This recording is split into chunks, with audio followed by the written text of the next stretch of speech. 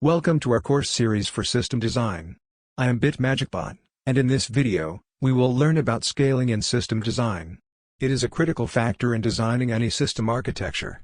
Scaling analysis plays an important role in making any system highly available and essential for the success of any critical system.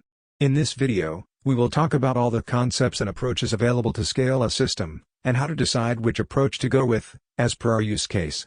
Let's dig deep to understand scaling. In this video, we will learn about what scaling is, why is it required, and why is it considered a very important thing while designing a system. Types of scaling, vertical and horizontal scaling. Their advantages and disadvantages. Which one to choose. After analyzing the pros and cons of both approaches. Let's jump to what scaling is. Scaling refers to increasing the computing power of the server to handle a large amount of load. Compute power refers to the ability of the server to handle requests. When you design a system, you need to do an initial scaling analysis to get a basic idea of how many requests your server needs to handle. Scaling can be done by either adding extra hardware or by upgrading the current system configuration. There are two different ways to accomplish scaling. One is vertical scaling, and the other is horizontal scaling. Now that we have a clear understanding of what scaling is, let's look at why is it important, with an example of an interactive conversation. Hey, I have built an application to visualize graph algorithms. My application provides powerful visuals to understand any famous graph algorithms. Check it out. Hi. Oh great, you don't know how badly I needed this. Sure, I will check it out. Hey. That was wonderful. I will recommend this to my friends, and ask them to share it too. Yup, definitely, the more the better. The more the better. Is that really true? Let's check it out. Hey, is your application down? I am getting an error saying that the service is unavailable. Oh, is that so? Let me investigate it. Oh no. My server crashed due to an increase in traffic. I need to scale my server to allow it to handle the increased traffic. The application went down due to incorrect scaling analysis, and not a proper monitoring system. That's why it's important to consider how much traffic is expected, and scale the system a bit more than that, so that if your analysis differs by the actual numbers by a bit, your server can still handle it. Hey, I have completed the scaling analysis and set up a proper monitoring system. Hopefully, it will not go down again. Please do apologize to your friends for this outage. In the real world, you cannot afford your system to go down due to scaling problems. Hence, scaling is a very important part of system design. Now, you must be wondering, I know what scaling is and why it's important. But how do I do that? Let's take a look. Let's say, you have one server which handles all your requests from the application. Now, if the traffic increases, your server has a problem handling a request. Vertical scaling refers to increasing the computing power of a single server, so that it can handle more requests. You can do that by improving the hardware of your server. But there is a limitation on how much you can improve the hardware of one server. Vertical scaling boosts the power of the individual server to handle the increasing load. In vertical scaling, there is no partitioning of the data. It all resides on a single node. Let's look at the advantages and disadvantages of vertical scaling. Pros. It's fairly easy to implement since you are concerned with just a single node server. There are fewer licensing fees, as there is just a single server, hence the administrative efforts are very less. It consumes less power. Cooling costs are also minimized due to a single server. Your application design compatibility is maintained as there is no RPC, remote procedure calls, involved. Cons.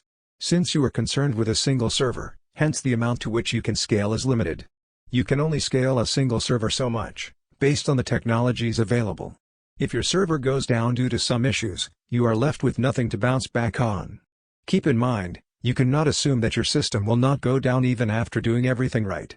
That's why good architectures have fallback mechanisms implemented so that the end-user experience is kept seamless even if, internally, your server goes down. There is a single point of failure, as there is only one server that handles all your requests. You can have a master slave for fallback to reduce the risk of a single point of failure. The implementation costs are high since you need better hardware to scale your existing server. Let's say you have one server which handles all your requests from the application. Now if the traffic increases, your server has a problem handling the request. Horizontal scaling refers to adding more servers to your server pool. This makes it easy for the server to distribute the load to other servers to balance the number of requests to handle. In horizontal scaling, we do not change the capacity of the individual server, but we decrease the load on the server.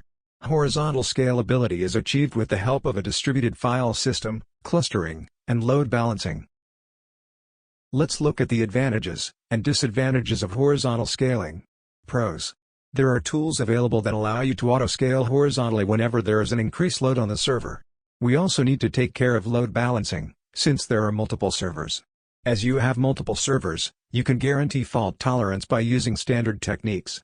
The upgrade is fairly easy, as there are in-place mechanisms that will help you auto-scale easily. The cost of implementation is less, as compared to vertical scaling. As in vertical scaling, you have to pay for the complete host for an upgrade, while in horizontal scaling you can pay as the load increases. You can guarantee improved resilience due to the presence of discrete or multiple systems. Cons. Designing a system that is horizontally scaled is complicated as compared to a vertically scaled system, as there is an overhead of remote procedure calls. You would also need to handle the cases when the remote calls do not return the response in a specific amount of time, as you cannot make the end user wait for the response. Licensing fees are high. So are the utility costs, as you are maintaining a lot of servers. Since you are doing remote calls to different servers, you also need to have good networking equipment, which adds to the cost. Now that we have looked at the pros and cons of both approaches, which would you choose? Let's determine that. As we saw, there are advantages and disadvantages of both techniques of scaling. So, which one do you prefer? Well, that depends on the use case. A good system designer will know which technique to go with, either horizontal or vertical. Keep in mind, you cannot make a perfect system.